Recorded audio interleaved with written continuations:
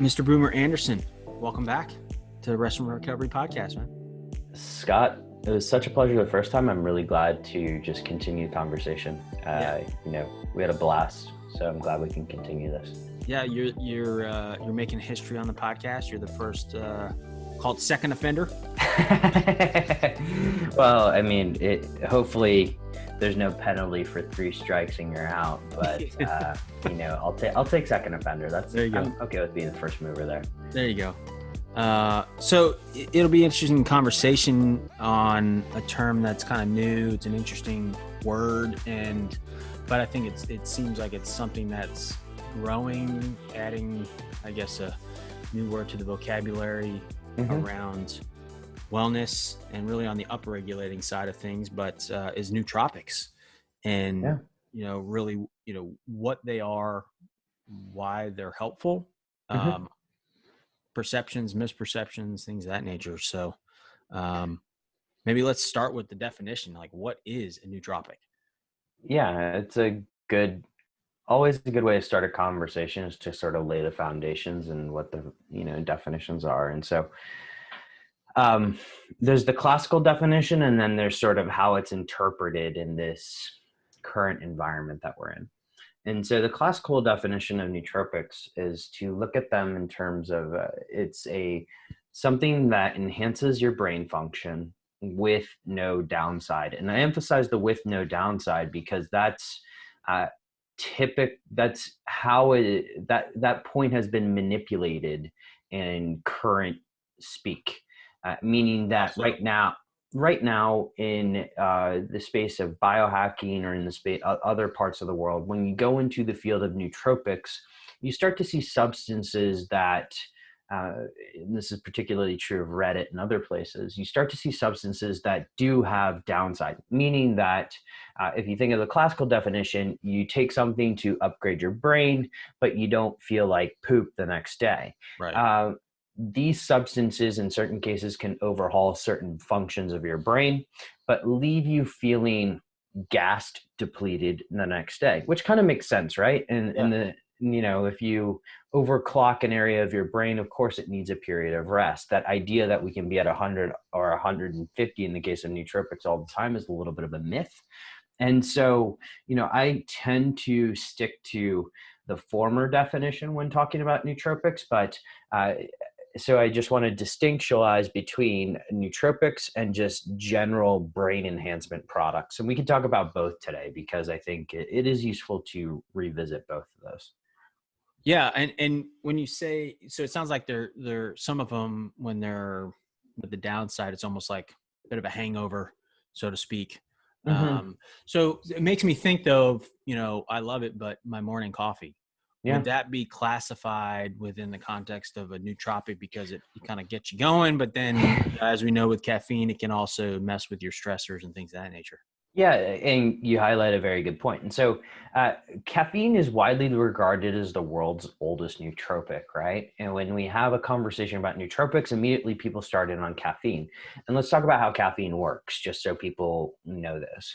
So within the brain, you have something called adenosine receptors. And adenosine is a molecule by which attaches to these receptors and kind of signals to your body that it's tired and it's time to go to sleep. Now, over the course of the day, you have a natural buildup of adenosine. And then when you go to sleep, and since we're on the Rest and Recovery podcast, we all know how important sleep is. When you go to sleep, that is the time of bodily repair. And that is the time when adenosine clears out of your brain through something called the lymphatic system. Now, caffeine acts by effectively blocking adenosine from those receptors. Now, if you block adenosine from those receptors, you end up in a situation where you're actually in sort of a heightened awake state. We also know caffeine affects alertness. It's very good for long drives, for instance. It's very good for focus. I know when I was in investment banking, I certainly had my fair share of caffeine. I still love coffee. Like, I just love the taste of coffee. However, you highlighted a point about caffeine. There are people that are fast and slow metabolizers. And so, if you're a slow metabolizer, you probably shouldn't have much caffeine up to 12 to 14 hours before bedtime. Now, the going literature suggests 8, but caffeine has a half-life of about 6.5 hours, I believe. And so you want to largely avoid caffeine in periods up to 12 hours before bedtime or more if you are a slow metabolizer. There are fast metabolizers, and I live in the Netherlands, which is the second highest consumer of coffee in the world. And so Next per to who? cap, yeah, good US. question. Who would you guess? The US? US. No, it's Finland. The US Really? isn't even close. And so Wow. the Netherlands, the average person consumes about 9 cups of coffee a day. And I always wonder how, I haven't seen the data on how these studies were constructed, right? Like, are they just surveying a general person, or are they actually looking at mass population? Right. In the case of Finland, it's 14, which, I mean, if I lived in a place that was dark for 20 hours a day, I guess I could use caffeine too. That's a fair point. But going back to the idea here is that you're blocking adenosine receptors, you're increasing alertness, and if you do that too much, particularly if you're a slow metabolizer, that will affect you in other ways, i.e., sleep, i.e., it does have some impact on the adrenals. And so if you're kind of manipulating adrenal function, and if you're a person like myself who is susceptible to adrenal function or adrenal dysfunction, if you will, then it's probably best to kind of watch how much caffeine you intake. Yeah, I definitely fall in that category too, as the slow side. As I've noticed, if I have anything past 1 o'clock, I'm gonna struggle getting to sleep. Yeah. And I've even noticed, and maybe because I don't know if it's getting older or what, I'm sure there's some study in there that as you age, you start changing your response to things. But even I notice the anxiety level if I have too much in the morning. I've been cutting it back quite a bit to about 1 cup. Yeah. I mean, for me, I usually do 1 to 2 cups before 9 a.m. Max. We were just talking earlier about my cold plunges, and I'm kind of moving that to the afternoon now because it's not caffeine. It's a way to wake up though. But I switch over to decaf because I have a really good decaf producer here, and I want the antioxidant benefits. So Yeah. it's sort of my way of circumvent, because I love the taste of coffee. And when I found out I was a slow metabolizer, it was like the most heartbreaking day of my life. Oh yeah. I'm joking. It's not the most heartbreaking day, but that's it. No, but I mean, there's a few things in life that I see scenery and I immediately think of two things. That place would be beautiful for a jog. And then the other thing is I want a cup of coffee and just chill. Yeah. And those are two things in my life that I just look at and just kind of find joy. And one of those is that morning coffee and a cool spot to sit. Yeah, absolutely, man. Well, I've got a cool dock over here, so whenever we're allowed to travel again, you should come over and we'll jump in the canals and have some fun. Nice. So you mentioned, like caffeine clearly has some negative consequences to them. We talked a little bit about no downside. So maybe dig into some other nootropics that fall in that category. Yeah, and you can kind of generalize sort of the no downside, or if you probably a better term to use is safety profile of these things. And so you can think of, okay, brain enhancing supplements that have limited downside or a better safety profile. Among those are things like choline, and choline helps our brains function better in numerous different ways. We have things like DHA and EPA, so fish oil. Definitely. And these are basic nutrients, right? And they help our brain function better. And so those are of a class of nutrients that you wouldn't necessarily, things like blueberries actually, can actually contribute to improved brain function with limited downside. In fact, I was just talking to a doctor by the name of Tommy Wood, who works with the IHMC. And he's very well regarded, and he's just quite a lot of fun to talk to because he's not afraid to call BS on people. And one of the things that he was talking about in terms of TBI in order to potentially increase brain function post TBI, looking at these sort of nutrients as a relatively safe stack because it is a good safety profile in order to potentially improve one's brain function. And so the same is true for a perfectly healthy individual. So blueberries, high quality omega-3s. And I emphasize high quality there because there is a lot of BS out there. Yeah. And then, looking at choline, and choline you can get from eggs. And I would encourage people to look at choline and sort of look at runny egg yolks. And so long as you're not sensitive to eggs, those are kind of food additions that you can make to your diet that would allow you to perform better cognitively. One of the oldest tricks in the book in terms of this is actually, there's two. One is exercise, and these are just lifestyle changes. I'll get into the chemical compounds in a second. Okay. But lifestyle changes, exercise, and fasting. And both of those somewhat regulate something called brain-derived neurotrophic factor.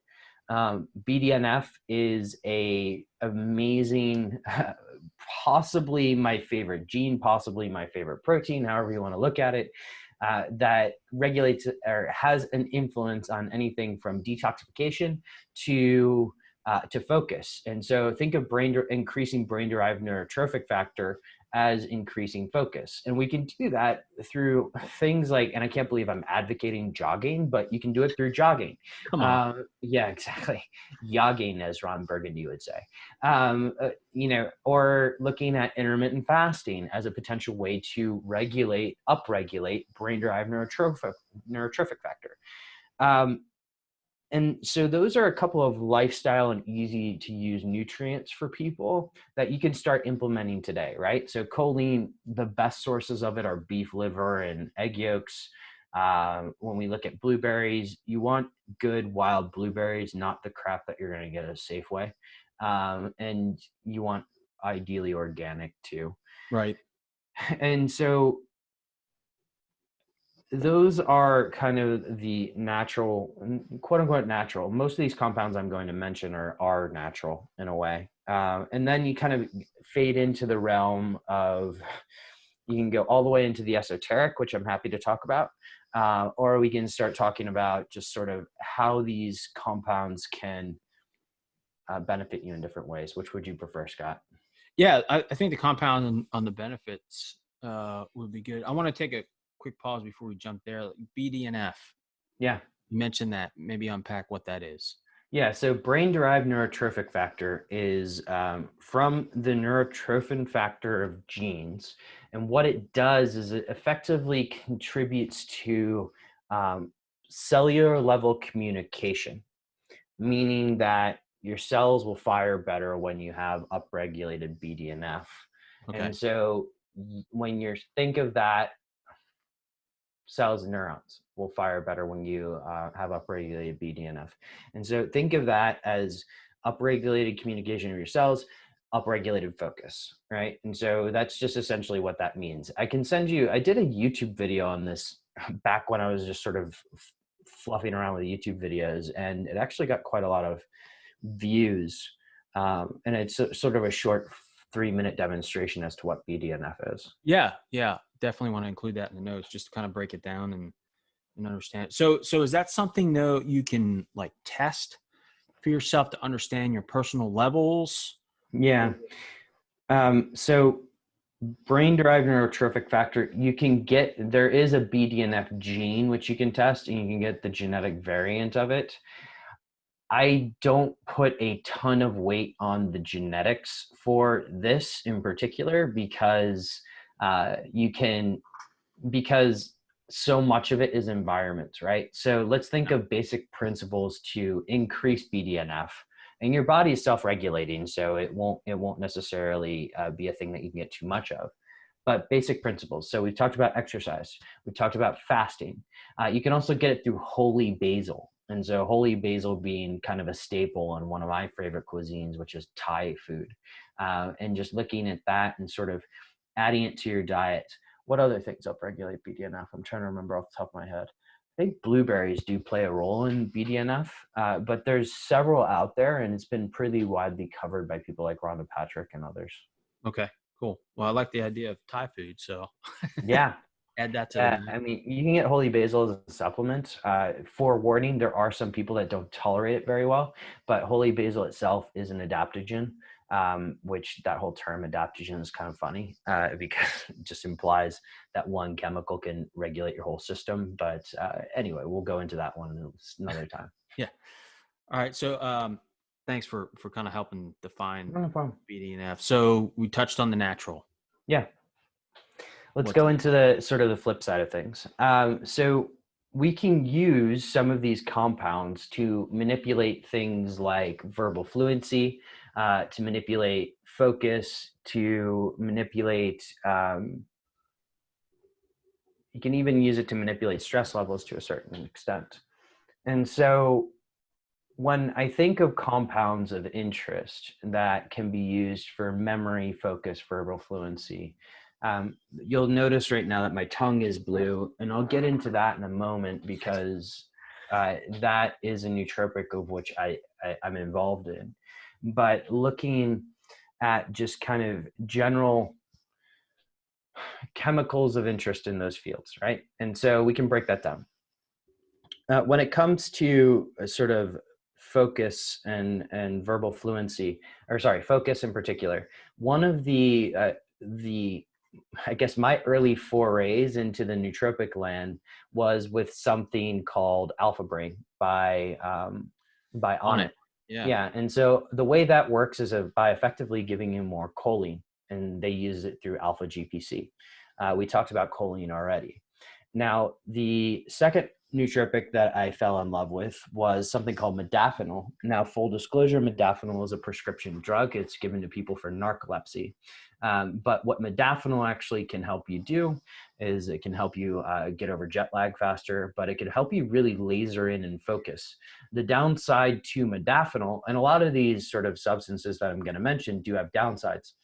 The downside to modafinil is that you could potentially lose your creativity in that sense. So, for instance, I have friends that are creatives who do actually have narcolepsy and will not take modafinil because it does affect their creativity. Wow. So modafinil is a fascinating one. That's a sort of like, if I group these things by function, I would say like that's my day in spreadsheets function, or the day in doing my taxes or something like that, right? And so you have modafinil, which is a fascinating compound in and of itself. And I'm just going to rip through a few of these because there's hundreds of them, quite literally. And then from modafinil, let's kind of, where do we want to go next? I'm just kind of looking over here at my stack of stuff. You have anything from the racetams, which they have various functions. So you have pure racetam, you have anaracetam. Which Anaracetam, I actually used it for verbal fluency, but people use it for actual upgrading of focus. Going back to on its alpha brain, I do find it helps me remember words better, which is very useful when speaking on podcasts, for instance. And then pure acetam, I have friends that have used it for public speaking. There are a couple of other sort of bigger name nootropics that are more relevant to mention. So Qualia, I have the original stack here, which was my favorite, but they also came out with Qualia Mind, and they like to call it sort of a complex systems upgrade. And one of the things that I like about the original stack that they don't necessarily have in the current formulation is how it acts on the glutamate pathway. And think about glutamate as being your predominant excitatory neurotransmitter, whereas GABA is your primary relaxing neurotransmitter. And so the original stack actually helps me activate my glutamate pathway, which apparently I need a little bit more. So I feel better. Now, remember, there's a bio-individualization of all of these compounds, right? So you may be more dopamine driven and need something else. You may be you may be acetylcholine driven and need something else. So just to clarify or oversimplify, personalization, right? Everybody responds differently. Yeah. Kind of like we're touching on the caffeine. Yeah. Some are high, some are low. So take that into context. Yeah, absolutely. And so then I could potentially, if it's okay with you, I'll go into some of the sort of compounds that are in the blue Canditeine, which is why my turkey is blue. Is that okay? Yeah, sure. So blue Canditeine, which is again my favorite nootropic, and I'm somewhat biased because I work with the guys. But blue Canditeine consists of methylene blue, hemp crystals beatifically derived, otherwise thought of as CBD, caffeine, and nicotine. Now, we've talked about caffeine already extensively. CBD, if you think of CBD in terms of its various functions, or at least studied functions, it can be anything from something that helps sleep to help inflammation, or I like it predominantly as an anxiolytic. And so, it can, Anxiolytic. meaning it can help reduce stress. Okay. Now, in the case of our formulation, we believe it actually helps both extend, but also make sure that the nicotine and caffeine are not too sharp on the initial rise. So it kind of rounds off the taste profile or flavor profile, if you will. So kind of tapers it a little bit to keep it in a particular ideal range. Exactly. So let's explain the other two compounds as to why that may be. I'll go into methylene blue first because I think nicotine is the most controversial. Methylene blue is a fascinating chemical. In fact, it was the first chemical, I believe, patented or brought into the FDA in 1891 as a treatment for malaria. Currently, it's used in emergency rooms as both a dye, but also to treat something called methylglycemia. Let me just try and say that 5 times fast. Essentially, that is carbon monoxide poisoning. It's also used for septic shock. Okay. And so, and it's been used throughout history to help identify nerve tissue, to also as a dye for blue jeans, and it's also used now for fish tank cleaner. And so the question is what people are usually asking us is like, okay, how do I know this stuff is safe? Right. Well, the methylene blue that we use is pharmaceutical grade, right? So it's 99% plus pure methylene blue. Now, if you get something that is fish tank cleaner, who knows what percentage methylene blue you're getting? So you may have things like heavy metals present, which nobody really needs in their body. So in other words, don't drink fish tank cleaner. Please don't. Please don't drink fish tank cleaner. And so, methylene blue is a fascinating molecule. And how or why do we use it? Because there have been studies on, and these are publicly available studies on methylene blue's potential benefits for neuroprotection. There's also potential benefits in terms of both spatial and non-spatial memory. So just think of that in terms of just memory in general. So if you're looking at this compound of interest, which is fascinating, it's been around since 1891, actually before that, and we now are using it for memory in particular in this case.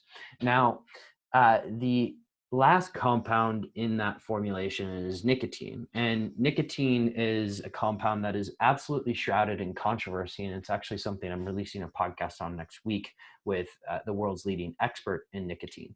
But nicotine is one of those ones earlier that I didn't get into because I wanted to get into it right now, in terms of it does have downsides. And what are the downsides? Predominantly addiction. And let's talk about addiction, right? And so the average cigarette has greater than 2 milligrams of nicotine in it. And there's something about cigarettes that makes them slightly more addictive than others. One is that cigarettes aren't just nicotine, right? Right. But also, 2, you're inhaling it. And so by inhaling it and having it in a heated form, it actually does cross your blood-brain barrier a lot more effectively than other mechanisms. And so why would we include something like nicotine in our formulation? Well, nicotine also has many benefits in terms of mood, right? And so it brings you up when you're down, it brings you down when you're too far up, etc. It also helps with focus, memory, and a whole bunch of other things. been described by Dr. Neil Grunberg, who is actually not too far from you. He's in Bethesda, Oh yeah.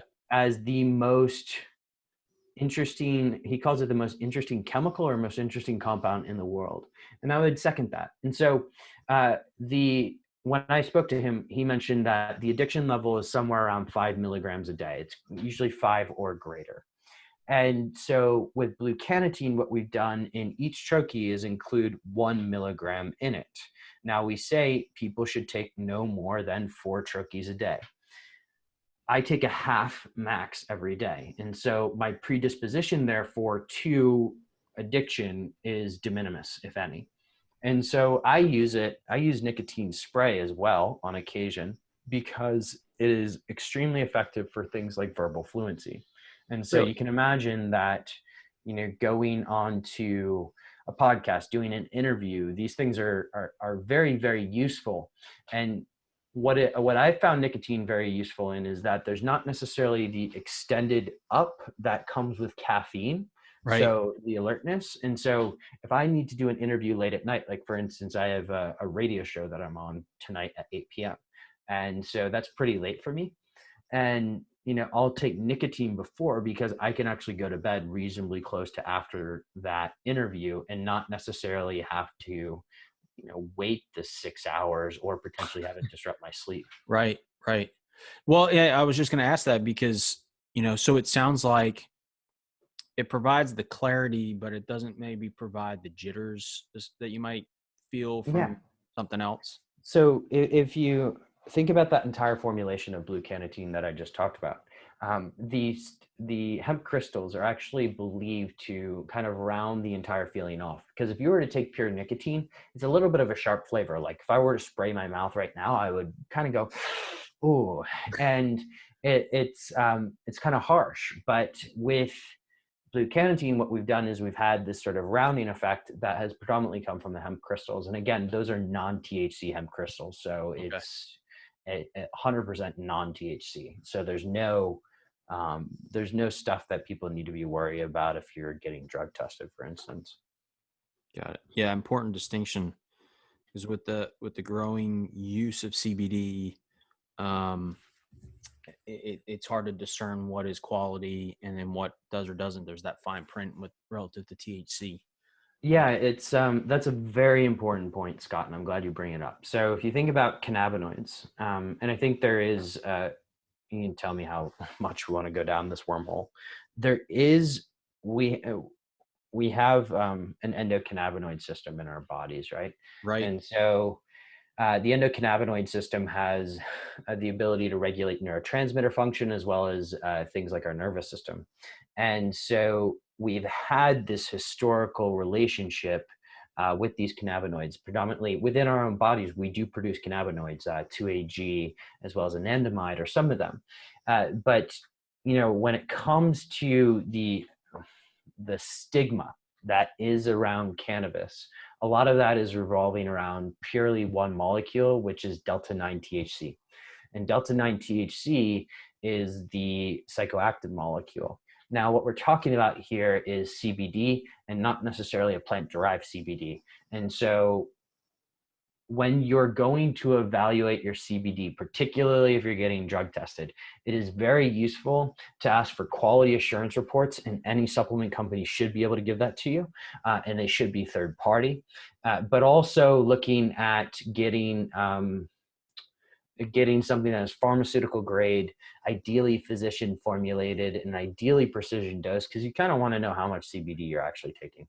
Right. Yeah. Well, I think you bring out an interesting point that I learned back in July as I was, learning about this. I happened to have Brady from Pure Spectrum CBD on as a guest back in July, and I had no idea up until that point that we actually possess an endocannabinoid system. Another word to say 3 times fast.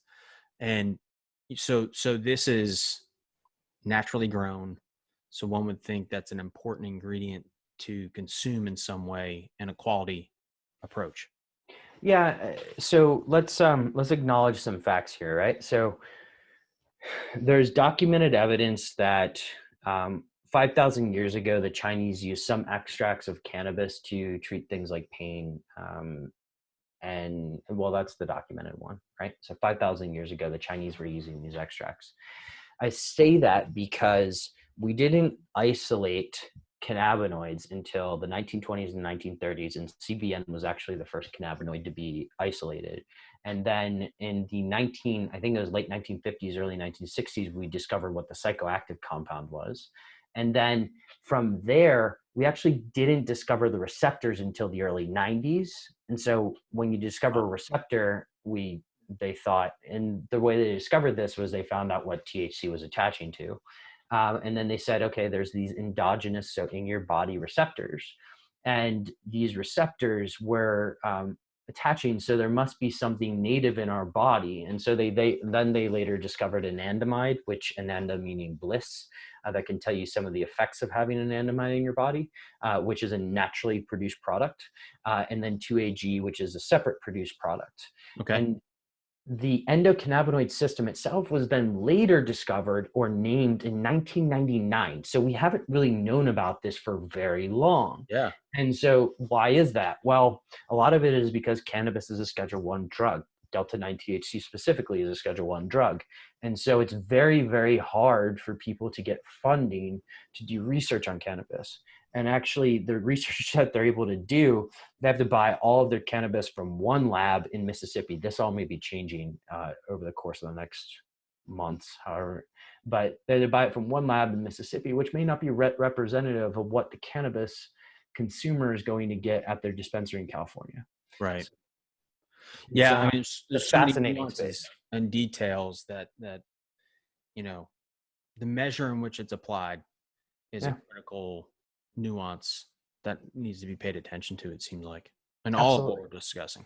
Yeah, mechanism of delivery, just going back to nicotine, right? If you look at the potential for addiction, it goes down once you go past smoking, right? And so it goes down significantly.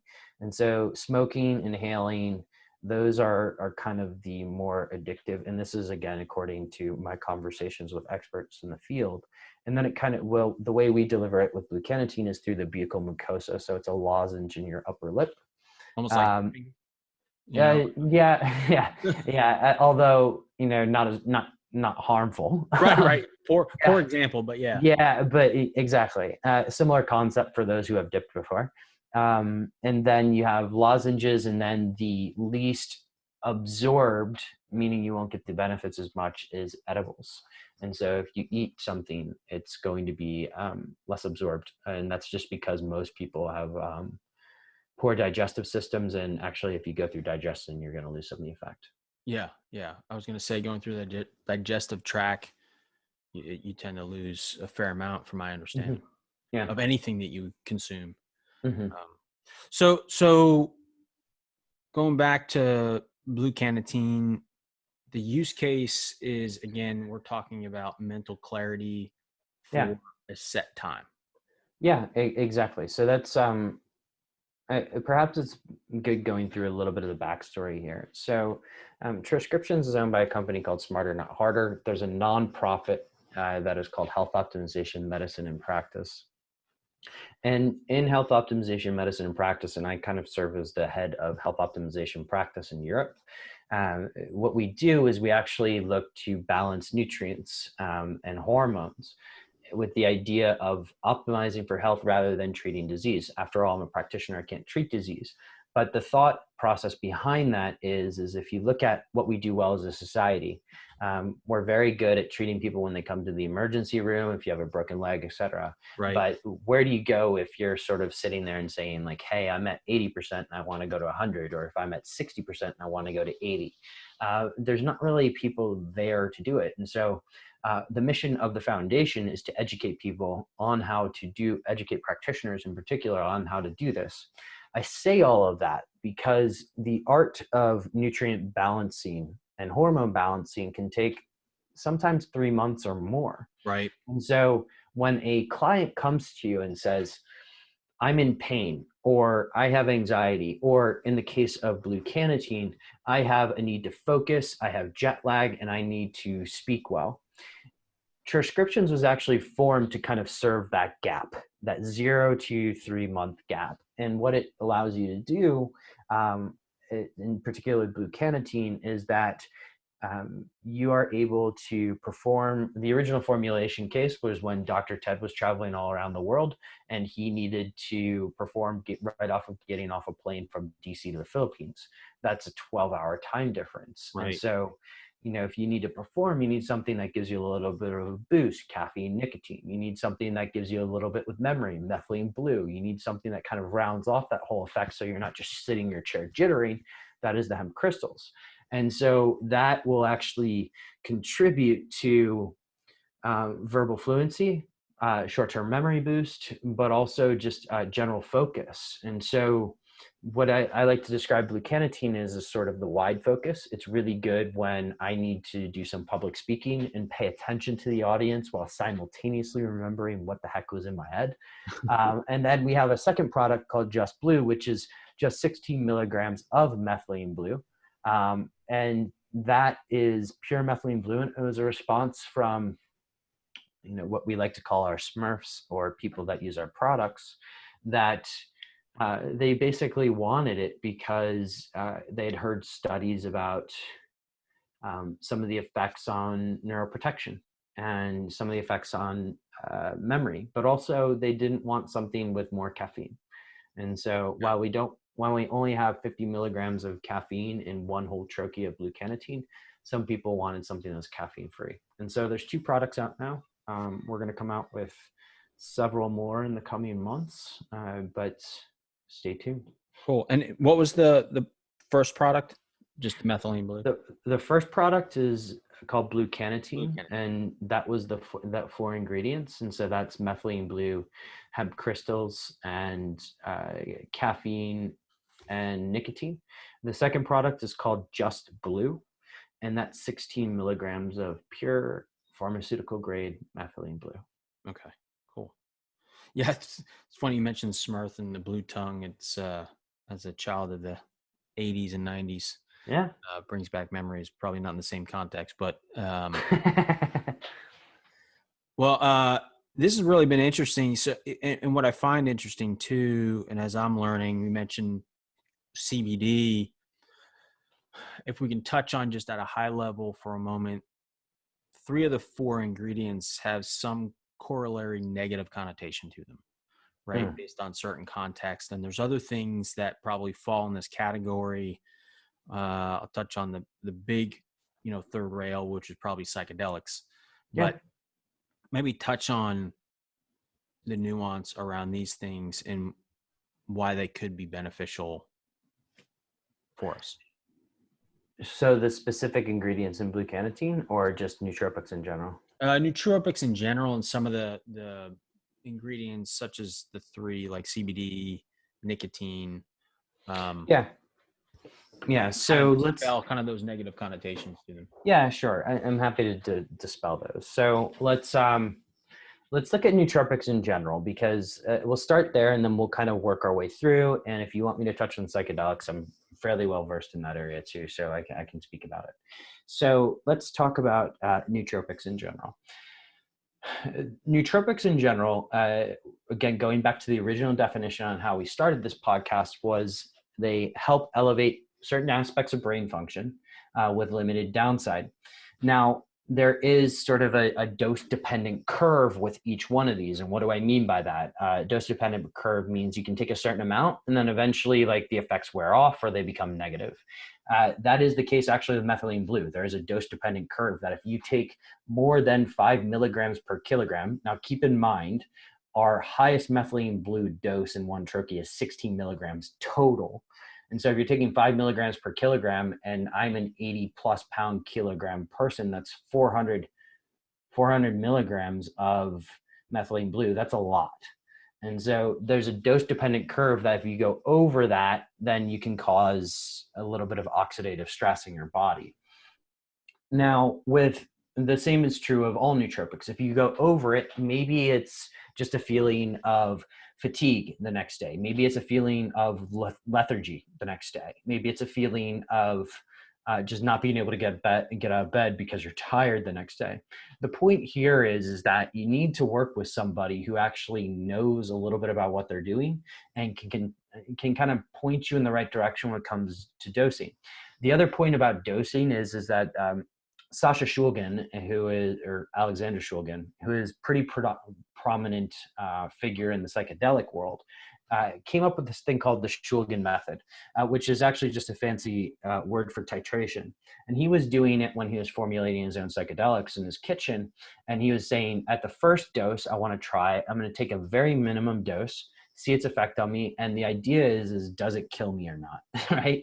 And so in his case, he was inventing compounds. But in our case, we're working with natural substances or substances that are pretty well documented. And so start small and edge your way into it, but make sure you're reading the literature to understand what is the effective dose. When you go beyond the effective dose, you're going into new territory. Now, I, as a person, will occasionally explain or explore new territory just to see what that's like, but I'm going to do the education to know what my downside is. And I'm going to allocate my time appropriately so that, let's say, the next day is going to be a little bit less hectic than the current day is.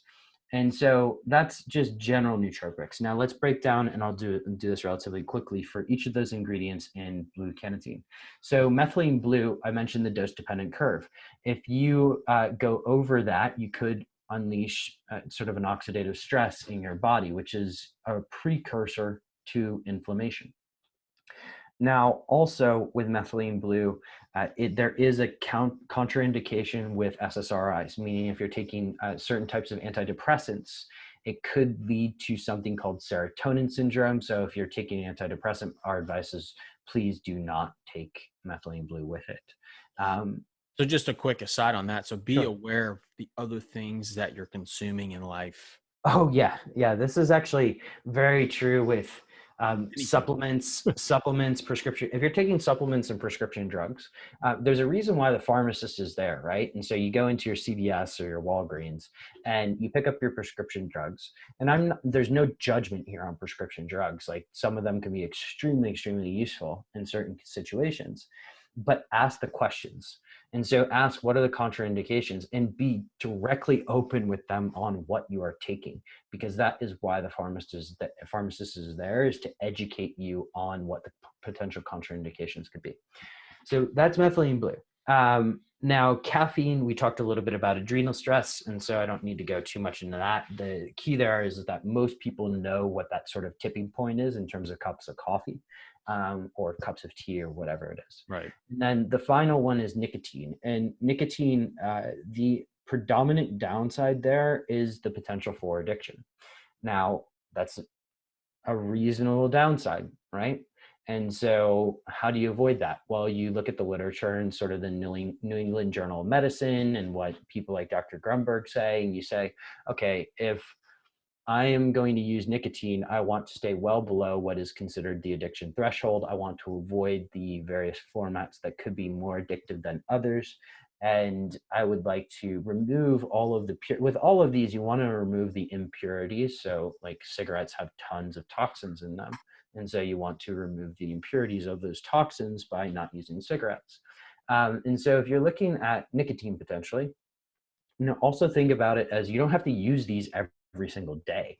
Use these for specific incidences or specific things. The reason why my tongue is blue right now is because I'm talking to you and I have several interviews this day. And so I don't necessarily want to sit here and stumble over my words, right? Like I want to be verbally fluent. So I find it useful for that, but I'm not going to take it tomorrow when effectively Friday, the only thing I'm doing is viewing houses in Amsterdam. And so, it's something that I wouldn't use. And this goes for all nootropics, really. I wouldn't use most nootropics every single day. Got it. Well, awesome. Boomer, we're kind of coming up on time. This was a great conversation around, kind of by the high We didn't even get into psychedelics, man. I know. That's probably a conversation for another time. We'll leave a cliffhanger for my third strike. There you go. Gotta leave something out there. But yeah, I think it was good for me and probably those listening on understanding what a nootropic is, some of the things that we've probably been using in most of our lives and not realizing it's classified as that. Good high level, but also great drill down. And to me, the takeaways, like anything that I've been hearing, is really it boils down to personalization, self-awareness, and how you respond to those things, and just tinkering, right? Keep trialing things, start low, and just gradually adjust. Yeah, absolutely. And that's probably applicable to just about anything in life. Yeah, it's true, right? And I mean, just one corollary or addition to that is measure it. Like measure the effect on you in some way. And that can be just subjective. And that will allow you to identify what is good and not good for you. Yeah, it's huge. Yeah, especially in the measuring. Otherwise, it's just, you're kind of shooting in the dark. Yep, exactly. Well, as you know, like to close out with 3 questions. Sure. Hopefully you studied. So what are you reading right now? Oh, so I'm one of these people who likes to have several books going at any given time. And so some of these are rereads and some of these are new reads. And so I'm just looking over here because my bookshelf is right next to me. So the reads that I find particularly interesting for this audience: The Case Against Reality by Donald Hoffman, The Art of Thinking Clearly by Dobelli, I think is his last name. Thinking Fast and Slow by Daniel Kahneman, and then Behave by Robert Sapolsky. And there's a common theme on all of those, which is how do we think?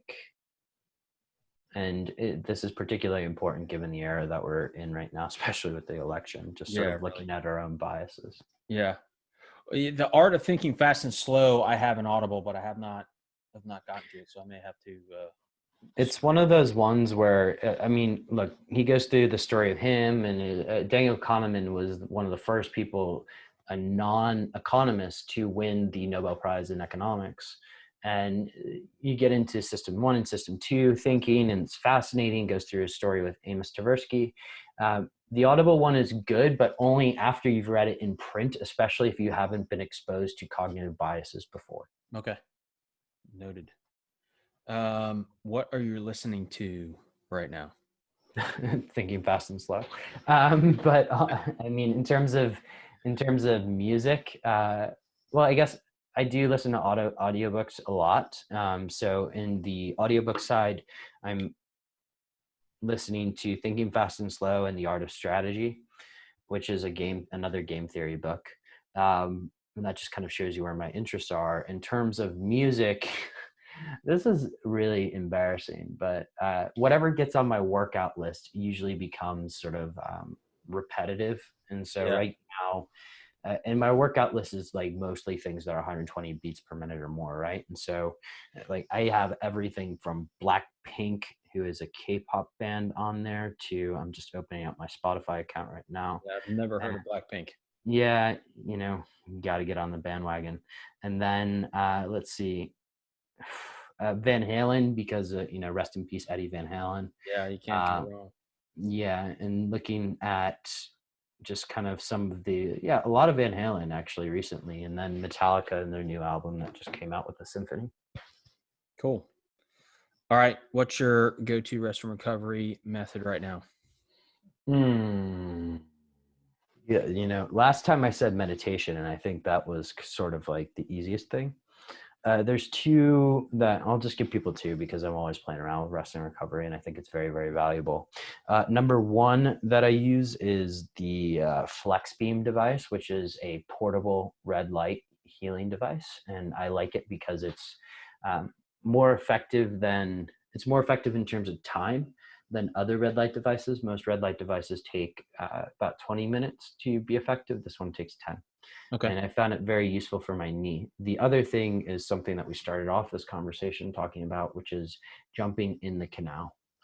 It's cold right now in Amsterdam, approximately about 40 degrees.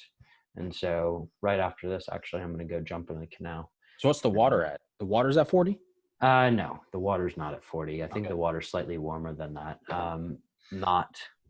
it's chilly enough that I don't feel like I need an ice bath, but it's not like we're not freezing over anytime soon. Yeah. Ice bath, I don't mind as much as I've tried cold showers, and I don't know what it is, if it's the running water or what, but just maybe I just need to work on my mental fortitude, but that cold showers are not fun. Well, there's a lot of people out there that have some susceptibility to not being able to withstand cold as much, and that's okay. I think you live in Virginia, right? Like, Yeah.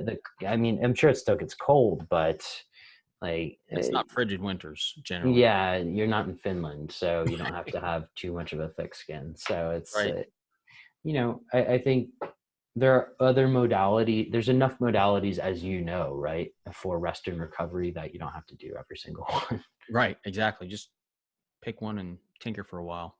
Yeah, Well, absolutely. Broomer, thanks again for joining me for a second time. And, as we said, we left kind of a cliffhanger there on Yeah. psychedelics for an opportunity for a third, or maybe cover some other things, but Yeah, grateful I for mean, you and your time, man. whenever you want to talk about psychedelics, we certainly can. And if people are interested, I hope they subscribe to the podcast. And thank you guys for listening. Thanks. Take care.